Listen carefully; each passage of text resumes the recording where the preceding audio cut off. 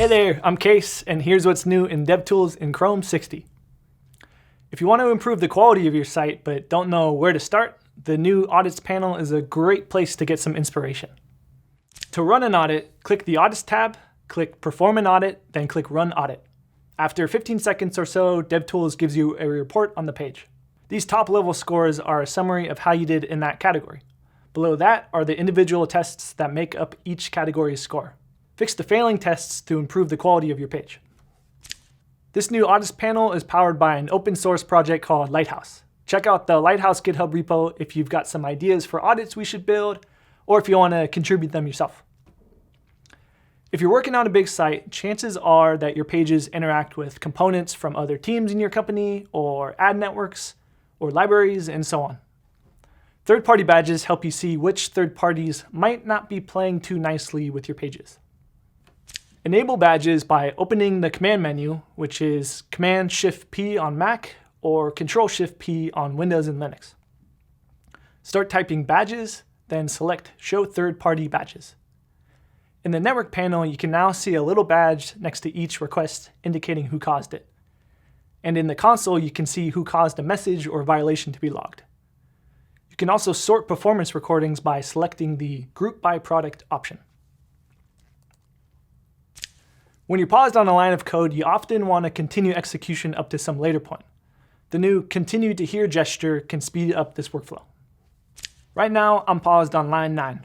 I want to execute up to line 20, then pause on that line. To do this, I hold Command on Mac or Control on Windows and Linux, and DevTools highlights destinations in blue. From here, I click on the destination to execute the script up to that point. The context selection menu now provides more information about the frames on a page. Before, you would just get a default drop-down menu. Now, DevTools gives frames more descriptive names.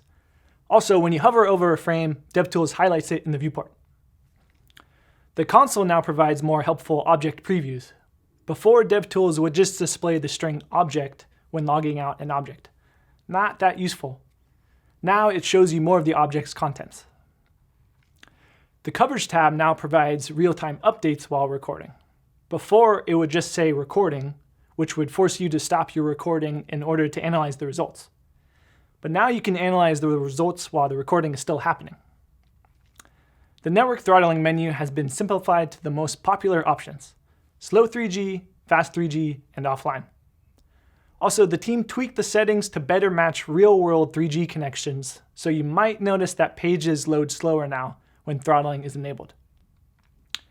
Last, the async checkbox in the Sources panel has been removed, and its functionality is now on by default because there's no longer a performance overhead. You can still disable it from settings if you need it off for some reason.